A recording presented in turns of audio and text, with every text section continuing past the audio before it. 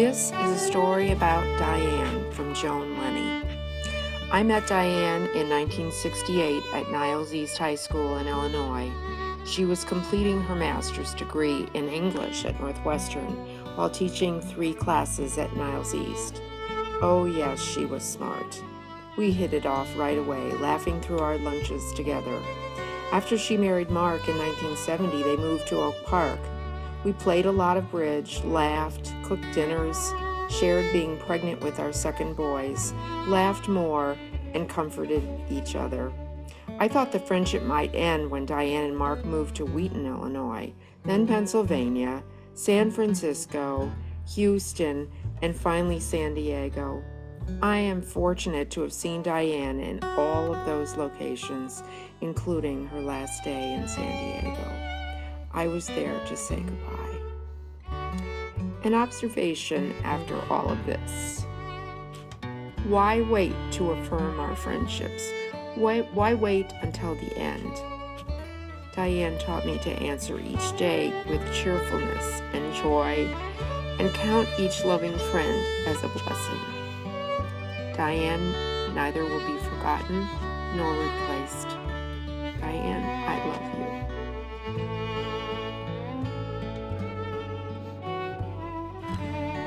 This is Don Lenny, one of Diane's long-ago friends from Oak Park. When Diane and Mark left here, it was not the end of a friendship.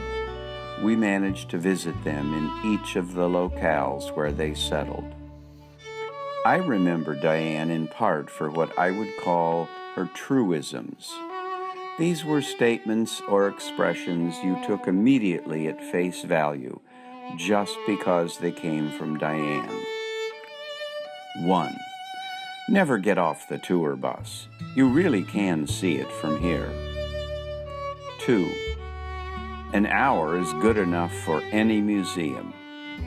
As a one-time museum docent, she held strongly to this view. 3. Oh, Mark!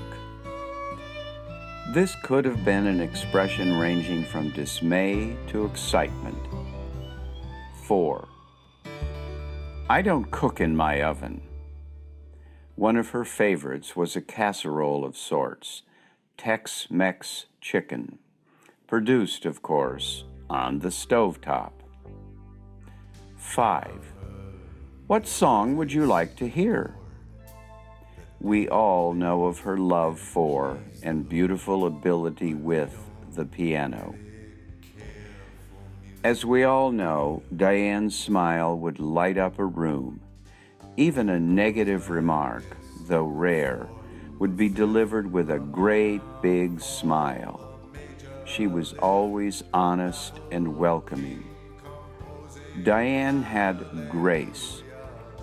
And as someone once said, you don't acquire grace, you have grace. And Diane certainly had it.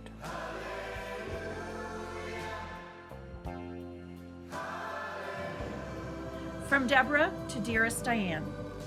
You had me at 4 no trump, or was it me impressing you? Friend, always. You will be with me forever. It is your superior intelligence, beauty, distinguished voice, most importantly, values. Love you forever in this world and the next page. Brussels sprouts in that voice of yours. I refuse to eat something that grows bigger the more I chew. Jamie and Todd loves many conversations about your brilliant sons. Mark, Diane fetched Mark in her fetching yellow dress. True loves of their lives. Dignity, brilliance, and love at the end. Diane and I developed our friendship through golf, bridge, and our many travels together. At first, I was not aware of Diane's wide and diverse range of interests. It did not take me long to realize that she was indeed a very special person. Words that come to mind are positive and bright, in mind as well as character. She had an ease of speaking with all people she encountered. When Diane talked, you listened, first because it was interesting, and second because of her voice, which was very audible. During our friendship, I came to realize that Diane had definite boundaries of likes and dislikes. I'd like to share these with you. First, she loved Mark and her family, which included Bella, her cat. She loved literature, books, words, and languages were part of her soul. She was able to tell you the name, author, characters, and storyline of any book. She loved art and had a sophisticated knowledge of artists and painting as well as sculptures. During our travels, we visited many wonderful museums in Europe, and having Diane with you was like having your own personal docent. She loved films and could have written People magazine, as she could tell you every movie and who was in it from years past. Diane loved rules.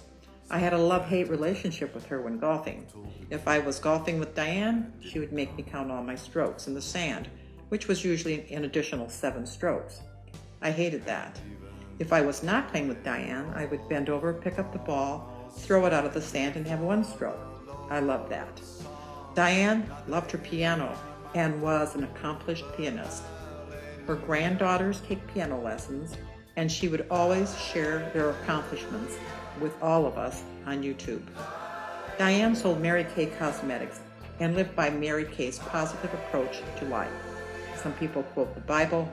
Diane quoted Mary Kay. She always loved the game of bridge, and we were able to incorporate travel and fun along with this serious business. Last but not least, Diane loved a good martini, which she called, quote, happiness in a glass, unquote. Diane's dislikes: climbing stairs, long walks up inclines. She disliked packing and unpacking, but was fortunate to have Mark as her own personal packer. Diane was a happy, fun-loving person that I was so fortunate to call my friend. She will always remain in my heart of hearts. Wherever Diane is now, I'm sure it is a brighter, happier place. They might be saying, who just entered the space? I can hear her, but just not close enough to see her. I miss you, my dear friend.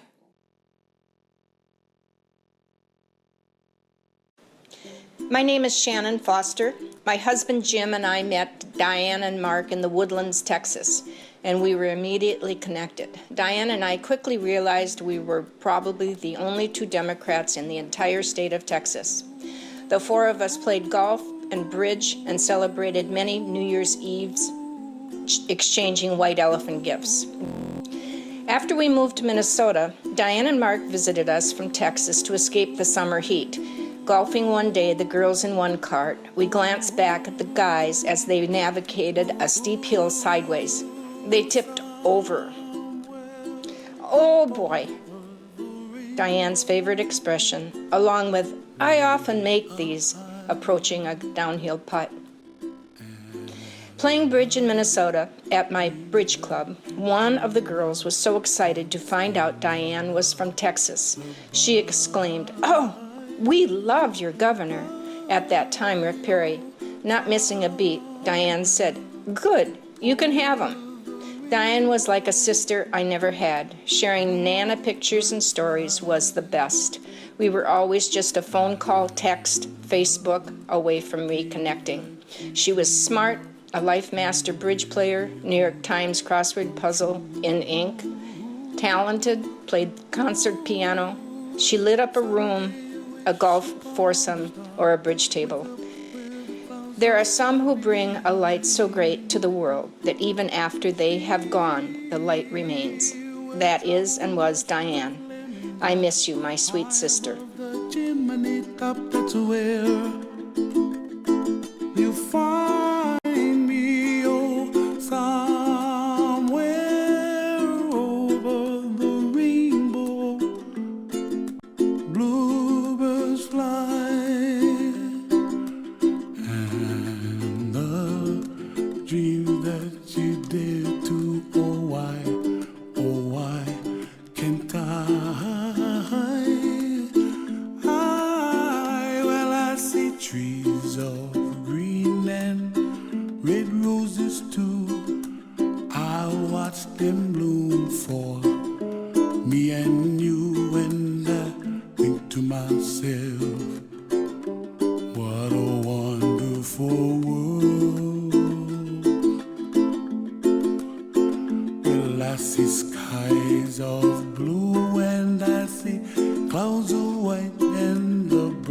brightness of day. I like the dark and I think to myself, what a wonderful world. The colors of the rainbow, so pretty in the sky, are also on the faces of people passing by. I see friends shaking and singing, how do you do?